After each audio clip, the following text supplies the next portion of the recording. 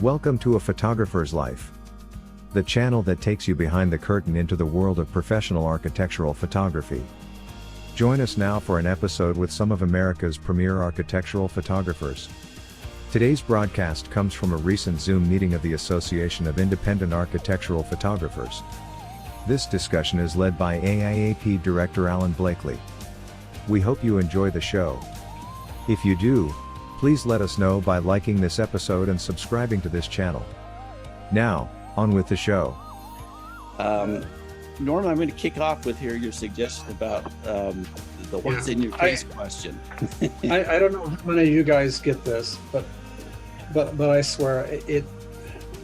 Sometimes I get 4 or 5 calls a month, but usually 2 or 3 from people all over the country. I had a guy in Oregon that he's a good photographer. He called me and said, "Boy, I love your pictures. You know, you can see through the windows. Your lights are never blown out. Blah blah." He asked me what I used, and I told him, and he hung up on me. And I wasn't lying. And then he got a hold of me later on. He goes, "You don't have to lie to me." He goes, "Just," and I said, "I'm not." But I get that all the time. People, what's in your camera bag? Now, we're in digital, so I don't use a view camera anymore. I haven't got the Horseman out, and I don't even know where it's at. But but here in my camera bag, I get it all the time. What's in your camera bag? This is my camera bag. It's a million years old, old Tamrac bag, and I don't have the latest, greatest, super. This is what I use every single job I go to, and I'm not lying. Okay. I have it here. We're not going to hang up on you. Don't hang up on me.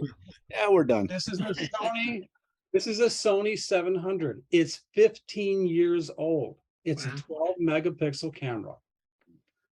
The lens is, look at it. It's battered, beat. It's super sharp. It's an 11 millimeter. That's what I use 50% of the time. And oh yeah, sure you do. And I really do. I've won every contest. That camera's amazing. This is my favorite camera in the whole world. And I've got other Sonys and Canons and blah blah blah, but this is what I use. This is a Sony 850. It's the exact same as a 900.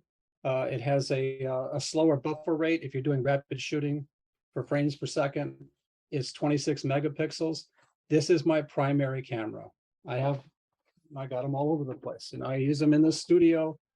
I use them, but this is what I take on a job. This is a Minolta 20 millimeter. I think it's a 1.8 20 millimeter lens. It's my favorite lens. It's almost rectilinear. It's like the other one. I do image correction with the software that comes with it. I no longer use a perspective control lens. When I was shooting Canon, I was using their 24 millimeter perspective control. And it takes time to do that. I don't like the 24 millimeter format. I mean, I do like it, but the 20 and the 11 here give me, I'm able to capture an entire scene. And these work for me. And I do the perspective control electronically with the software that comes with the lenses. It's excellent. But that's what I use. And, I have other lenses in here, 50s and 20s and 28s and whatever else. But those are my 2 primary cameras when I do an architectural job. And I'm really not lying. It's honestly what I use. And I bought these 2 Sonys in 2013 or 2012. I don't know, however old they are. You have to look them up. But they've been fantastic cameras, and they don't break. Other than sending everything out for a CLA, which I do all the time, every year. I've never had a failure with those cameras, and that's what I use. So I get that from people, and I remember I just shot a job for a client. He had hired a Chicago photographer. The guy, he's a nice guy. He's a kid. He's came with the latest Canon, 60 megapixel, mirrorless, whatever. The images were horrible. And I walk in with this, and I reshot it. I think I used the 850 when I reshot the job. But the quality photographer comes from the photographer. photography comes from the photographer, knowing how to control a camera, knowing how to process an image. I don't give anybody anything off the camera. I process everything. And I'm looking at everybody's site here. I've been to all your sites. You guys do beautiful work. But that's, you know, that's what I use. That's what I like. So I'm curious, what do you guys use and what do you like? Come on, let's hear it. Pass up. I Come use on, Alan, what do you use? Oh, come on, don't be. Karen, yourself. I'm happy to jump in. I'm using an 8-year-old Canon 5D SR. That's my primary camera. There you go. That's a good camera. And I do use the tilt shift lenses. I've got the 17 Canon, which I use maybe once a month. And the 24 I use very frequently. I use a Nikon 35 millimeter PC lens a lot, which has a Canon adapter on it. And then I use the 45 millimeter PC, and that's pretty much my lens selection. But I've used that camera now. I've had it 8 years, and I'm still very happy with it. Like you said, Norman, it goes in regularly to be cleaned and calibrated. I take care of it, that and the lenses. But people are always surprised that I'm not using medium format. And I've demoed it, and phase one has offered me cameras to take for 6 months, and it's just too much work for me. I don't like it. I might as well get the CNR out again because it's just more work than I want to do. Yeah. So that's where I am with the Canons. Yeah, sorry. No, I almost bought an HD40 a few years ago, and I agree with you. I used it for a little bit, and I thought, wow, the images are fantastic. It's amazing. Yeah. But it was just too much work. Yeah. I have to tether everything. Who's next? I want to hear it. Come on. Okay, before when you mentioned about the face. So now I agree that it is the photographer. Definitely. If you don't know what you're doing, I don't care what camera you have, you're not going to capture it. You're not gonna, it's not going to be there. But for me, I do use the Canon, the full frame, but my main camera for architecture is the Phase One. I find I don't have to shoot as much. I find when I use capture, like before I'd have to take, a few exposures to bring it all together. With the phase and the capture one, like it just brings back everything. I usually only take 1, maybe 2 images, and it's there. I don't like, my workload has cut down, I would say more than 60% shooting with a phase than shooting with any other camera and having to adjust it. But yeah, it depends, it depends. But that camera I strictly use just for my architecture. I will bring in though my Canon when I have, when it's darker. I have my tilt shift. I definitely need that because my tilt shift with my Canon is the one that has, for light. It's the best one for light. And then I definitely use that one. Yeah. So that's what's in my bag. I use a Canon 5D Mark IV, and I have a backup 5D Mark III. And I'll go a little further. I shoot tethered to an iPad using a Cam Ranger.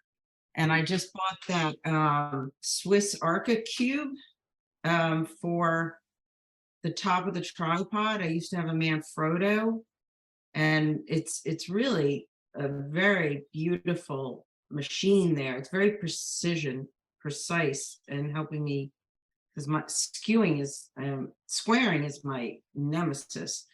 And I also invested in some Profoto B1s, and it's changed my life because they're battery powered, they are forceful, they're beautiful light, they come in a backpack, and I don't have to lug all this gear all the time. So if you're, sometimes my body, I come back and I'm just wrecked from shooting for 8 to 10 hours on my feet. So the pro photos really help with all that. Karen, you spent a little bit of money between the Arca Swiss and the Pro Photo. I did, I really did. And I debated Hank them is happy both with for a you. long time, but I'm not sorry. You guys are working too hard. That's beautiful. I like it. Karen, your work is beautiful. Very nice. Thank you. All right, come on. Let me hear from somebody else. Who's next? I use the Canon 5D Mark IV and 24 tilt shift. Started back in the day with the the Sign-On, of course, in Hasselblad, Mhm. but it works for me. And we have the Fuji GFX that we use a little bit. But it is about getting a lot done, being efficient with your system and everybody. And I go wireless with the Cam Ranger to the iPad, the 12-inch iPad. Before we had the Tether Tool product, Air Direct, but that started deteriorating literally. And so they even recommended me go back to the Cam Ranger, the new Cam Ranger, because I just want my client to be able to look at the shot, not have to squat down. I don't like a lot of wires everywhere. And most of my strobes are wireless. But anyway, I think we all get in a rhythm. It's amazing. The more years we shoot, the more we show up and we have this muscle memory of we light it how we want to see it, and it just kind of takes over. I mean, my first couple of shoots back in '81, after going to Brooks, I still have, questioning, okay, how am I going to light this thing? But of course, with experience, my point is your brain really fills in the blanks. Yeah. So you have a good system and whatever you're comfortable with. But I would love to know the initials of the photographer in Oregon that hung up on you, but that's okay. I'm just teasing you. That's funny. The initial, I guess I could give it to you. Yeah, on the backside you could do that. Yeah. Yeah. I'm just curious. Yeah. As Justin, my buddy, knows, we live in a crazy state and a crazy city. Yeah, nothing surprises me. All right, who's next? Come on, you're not getting out of here without telling us what you use. Come on. I use the Canon 6D, the original from 2014, and 20 megapixel, and that's worked for me. I have the Canon 16-35 f4 lens. I have a backup 60 Mark II that I don't know, I've used very rarely. And my next camera will probably be one that has an articulating screen on it, just for convenience. But I feel like I'm going to continue using this camera probably until I have some issues with it that I feel like it's inadequate or it's failing or something. I've thought about replacing it, but Canon's transitioning now to mirrorless. I don't see a 60 Mark III successor coming out. So, and if they had made one, I probably would have gone that route, but it's worked well enough for me to continue using it. And I have, some other lenses, and I use some speed lights as well as like a Cheetah 360 and a couple other, like a higher powered Godox flash that I use as well. So those are my main piece of equipment. Interesting. All right, Barry, let's hear it. Hey, Barry. You're up. Hey there, can you hear me? Yeah. Okay, Barry, let's hear it. sorry, Don't pull out your Nikon F3 either. I don't want to. no, it's a Leica M1. It's the old ways. So I assume I obviously am late, so I assume we're talking about what we do on site. So I've got a 5D SR and with a Mark III as a backup.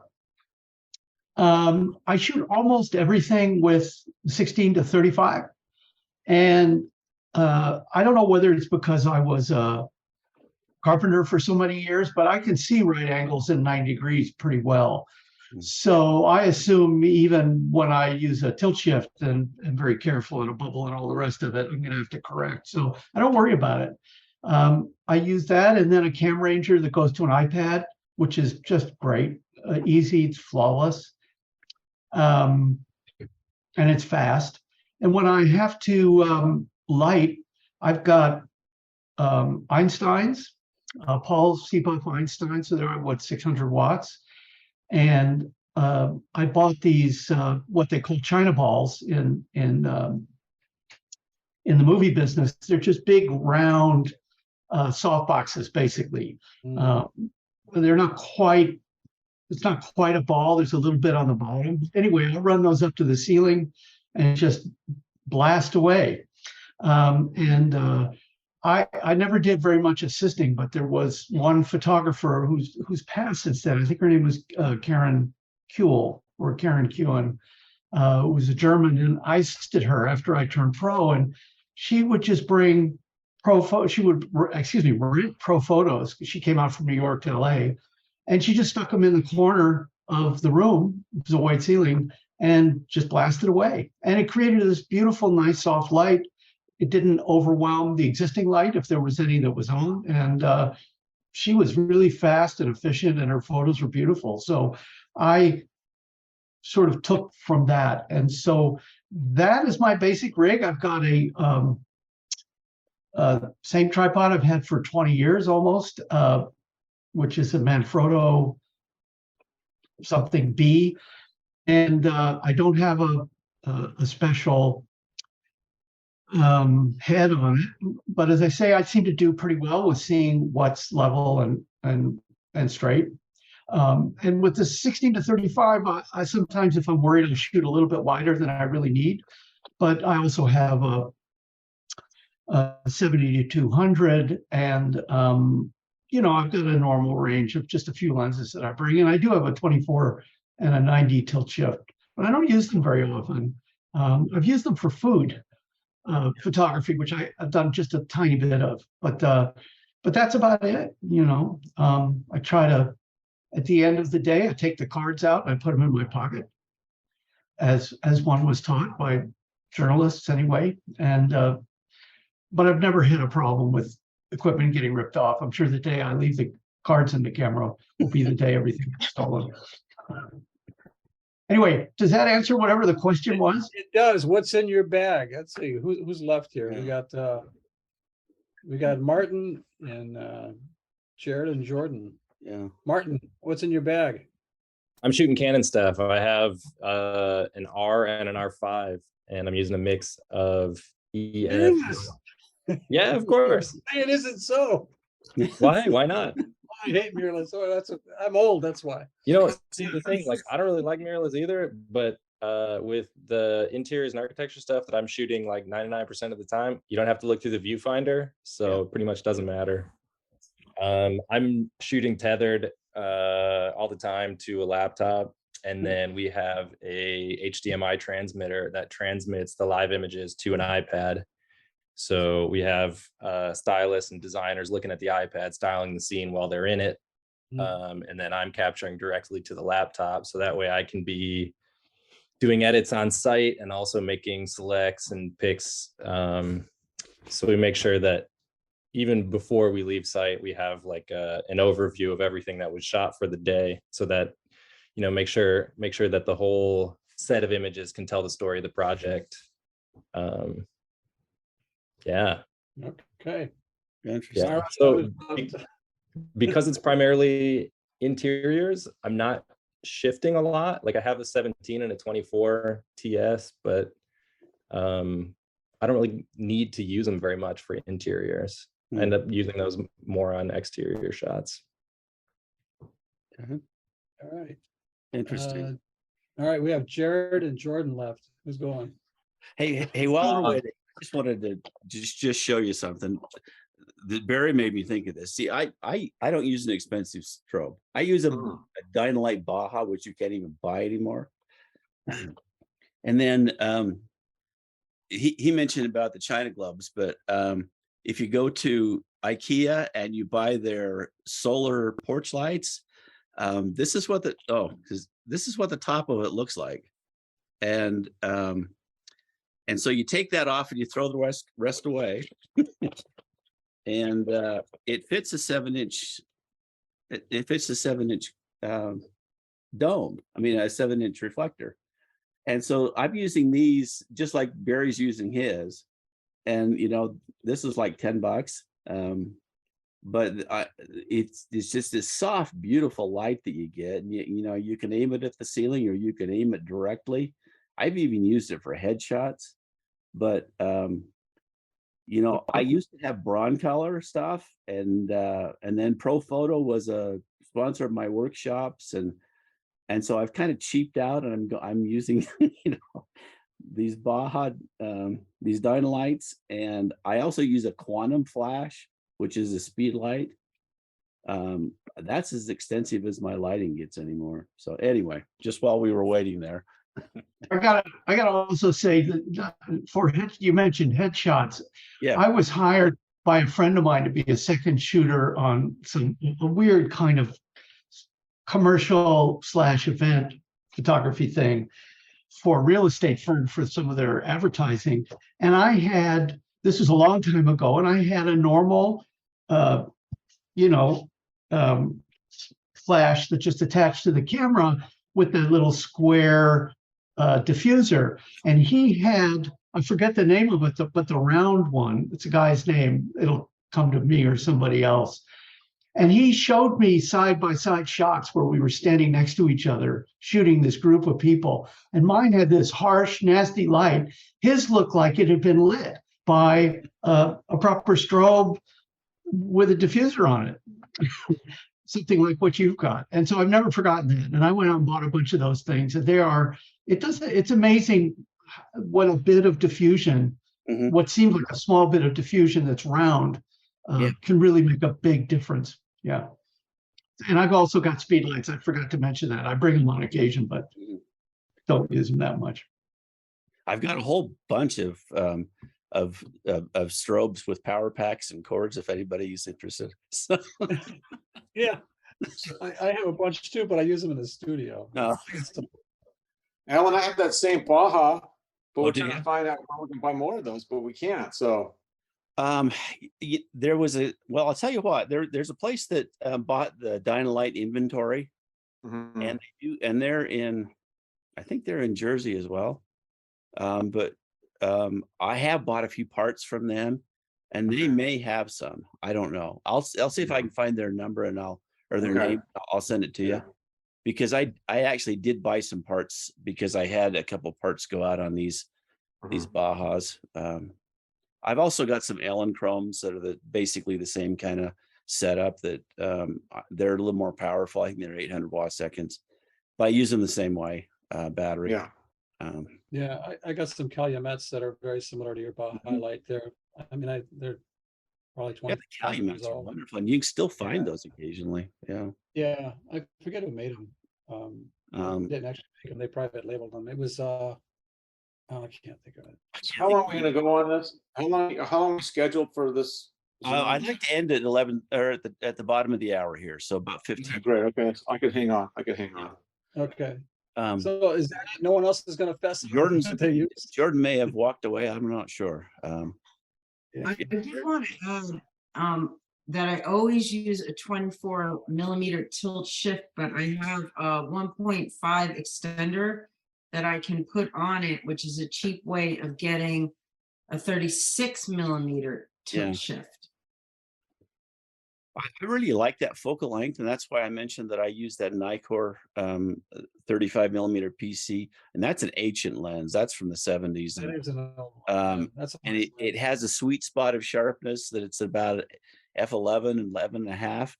You don't want to shoot it anywhere other than that. Yeah, But, that's very forgiving, that lens is. yeah, it's And such that's a another nice thing. length. My lenses are all old. I mean, I like the character of old lenses. I know with a lot of Canon lenses, they're almost, I mean, they're really sharp, but they're almost too analytical. And especially if you're doing a portrait of somebody, it's like, I don't need to see every crevice in someone's face or their hair. I don't need to see that. So I like a lens that's a little more forgiving and a little bit softer. And if I need to sharpen it on, in post, I can do that. But that's why I like the old Minolta lenses. And I've got an adapter to use some old, like Rockcore lenses that are just, I do portraits with those, and they look phenomenal. It looks like a transparency.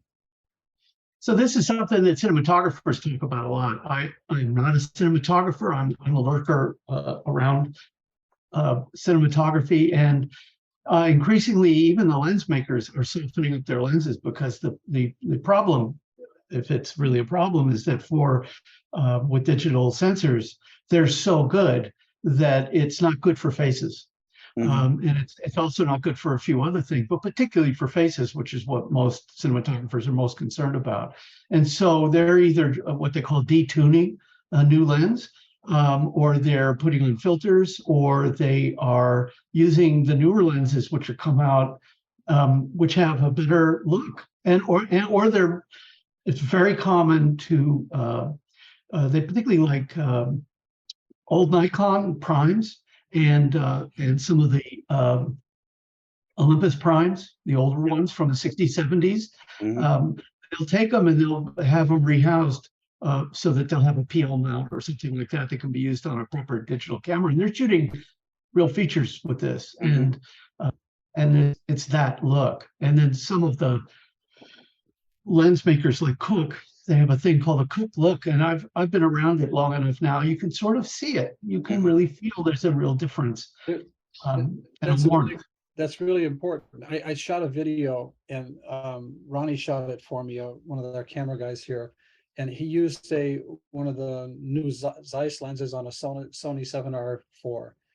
That's the sharpest lens I've ever. It's laughably sharper than anything I've ever seen in my life. Yeah, it's too sharp, and I actually, I actually ended up reshooting to soften it up because the lens it's silly sharp. It might be great for product photography, but for portraits or architectural, it's crazy. It's just too much. And I find that the Canon lenses, generally speaking, are sharper than Nikon lenses, or sharper than Sony lenses, and that's why I don't. And maybe it's the sensor too. Maybe the sensors are better. I'm not a big fan of Canon for architectural, for me personally, for that reason. I like the idea of using the Nikon on the Canon. I can see that being a beautiful combination. Yeah, one thing I notice about Canon lenses is that, especially the tilt shifts, is that they are so contrasty. They remind me of Hasselblad primes because of the contrast. And I always used to like the look of a Minolta. I mean, this is back in film, but I used to like the look of the Minolta primes because they weren't quite as contrasty as the Hasselblads. And I find that same thing. I'm always having to dial back the contrast on those Canon lenses, where if it was just a little bit softer, it'd be a whole lot easier to handle. When I shoot headshots, I use a 40-year-old Canon zoom lens. And it looks wonderful. I mean, it's a beautiful lens. I don't have to do much at all to it. What lens? It's a 7200 zoom, and it rattles. It's true. And I like the I like the old Minolta primes. Minolta made their own glass, and a lot of companies bought lenses and put labels on. Minolta made their own glass, and their lenses, their primes they're 55 1.2. That's a killer lens. That 50 1.2, they're just beautiful. That 80, they got an 85 1.4. Those are beautiful lenses to use. So when I shoot portraits, that's generally what's on my camera. This is Jared. I am a long-time listener and a first-time caller. Really, I just am a fanboy of. So what do you use, Jared? What's in your camera bag, Jared? An iPhone 12. No, I'm kidding. But I do shoot with an Nikon, but like I said, I don't do anything the magnitude that you guys do by any stretch of the imagination. But what I've been hearing, though, that I really, really like is that, it's not about the equipment. It's easy to jump on YouTube and catch the buzz of the latest and greatest. Canon just introduced this, Nikon just introduced this, Sony just did this, and it's just like this buzz, this crazy buzz. But hearing from you guys, it's clear that it's not about the equipment, and I've always known that. It's about, honing your craft and knowing it.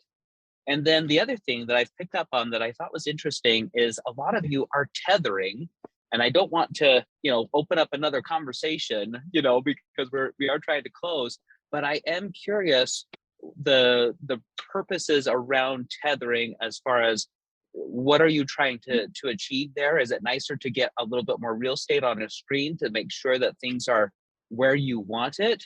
Are you showing it to another client at the same time? What's the purposes of tethering? CamRanger just seems to be like the go-to for those things, but just curious. And again, I don't want to open up another hour-long conversation, but I am interested. I don't tether often. When I do, it's to a laptop, and it's just specifically so that a client can easily see the scene that we're shooting. That's my only purpose for tethering. I do it for composition and for checking focus. Yeah. I Yeah. do that too. Composition, focus, making sure my perspective is straight, and also, tweaking, like being able to move objects, Yeah. add negative space or take away things that are in the scene, or straightening chairs, which to the eye always look correct, but the camera sees everything so differently. I think most of us are using CamRanger, and at least for me, the nice thing is to be able to walk through the shot, make adjustments, or have an assistant walk through the shot and make adjustments in real time. So, that's huge. That's what Jared was saying. I use the CamRanger now, but with the 12-inch iPad, and the whole tethering idea of tripping over it. But the other gentleman that was on before was talking about, he has the laptop and the iPad, and he does his corrections, he does his profiling and so on, and that's great. It just takes a little bit more time, but we always have this workflow. But I am curious if people are going to start going more with wireless to an iPad, where you can actually hold it like you normally would with a magazine or a book, rather than getting down eye level with the laptop. Oh, no, I put it on it's on a tripod stand. I just sort of strap it to a platform that's actually was designed for, no, it's a holder for iPads. You just stick it on a tripod, and it also the other thing too is that you can shoot from it. So bathrooms, as we all know, are a huge pain in the butt. So you can get the camera in there in a place where you can't be behind it, and you can still shoot. So, or around a corner where there's a mirror or something like that. So there's all kinds of ways that it's useful for that. You can, almost everything I do is bracketed, and so you can change the bracketing right on the iPad too. It's really fast. And I think that I'm still using the old CamRanger, the original one, but the newer one apparently is much better in lots of ways, including that I think it can send images to several different iPads or computers at once. So Barry, real quick, I had the original CamRanger, got rid of that, went to the AirDirect, and like I said before, it started deteriorating. But the new CamRanger is so much faster. Yeah, that's what I hear. It's worth it, whatever it is. And you can send big, like, raw images too, right? If you've I got haven't tried that, but I highly recommend it. It's got 2 little antennas on it now, and batteries are kind of a hassle because it's only their battery, and you got to flip back and forth. And then with AirDirect, it was a Canon battery that you put on top. So that's the only thing that's a little bit of a nuisance. For me, I find tethering takes time. And I just set my camera. I walk around and I take the images with an iPhone. And I go, okay, I want that scene, that scene, that scene, that scene. I go back to my images and I see what needs to be changed. I move around the sets, make it what I want, and then I shoot. For me, tethering, it just wasted time, because when I go through the buildings, I usually have to go through them real quick. I don't have the time to set up all these sets. So I find when I'm walking with a client, that's when I'll walk with the client. What do you want? I'll take my images, then I'll go back. They go their way, I go my way, and then I capture their images real quick. Well, Well, the clients are all going to disappear anyway because they all will be there with you the whole time. And in about an hour, they're They're not. texting. Where the way I do it is I just, with my iPhone, they say, well, I want that scene. I go, is this good? Is this good? And then I'll go back and then I'll capture all the images and they Yeah. can just go do their own thing. Yeah. You got buy-in now too. What you said cracks me up, Barry. I had a client a few years ago, and a designer, and she's like, oh, she's calling everybody, oh, I'm on a photo shoot, and I come in with a camera and a tripod, and I set my stuff up, we talk about it, and I start working, and about 15 minutes into her coffee, she looks at me and goes, is this all you do? Good. I said, yeah. Yeah, She this goes, is do it. you mind if I leave? I'm like, no, take off. And I'm still working with her today, but I mean, she was, she was expecting some huge, enormous, like I'm bringing a staffer, once in a while I bring an assistant, Mary Beth will come with me or I'll bring somebody with me if it's huge and she'll stage ahead of time. But yeah, is this all you do? That's all we do. Thanks for everybody joining this call. This has been an interesting discussion in the both parts. As we were wrapping up here, I was reminded I went on a Yosemite workshop with Ansel Adams many years ago, and he was setting up a shot, and he took out an old brass barreled red dot Dagor lens and put on, and he had a student come up to him and said, "That's not a very sharp lens, is it?" And there were some expletives after that,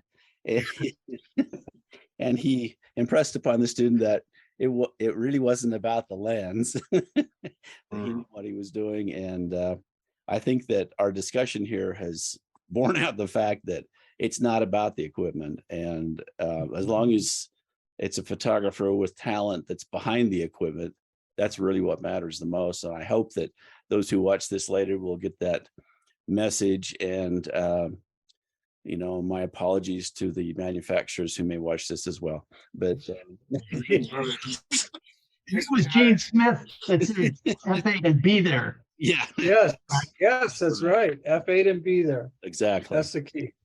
Thanks to everybody. We'll Thank you. Thank you. right. next month we'll have another one of these, and in the meantime, take care and be successful. This has been another episode of A Photographer's Life. If you've enjoyed this program, please let us know by liking this episode and subscribing to this channel. A Photographer's Life is brought to you by the Association of Independent Architectural Photographers. This episode is copyrighted, and may not be used in full or in part, without the written permission of the AIAP. Please join us again soon for another inside look at the world of professional architectural photography.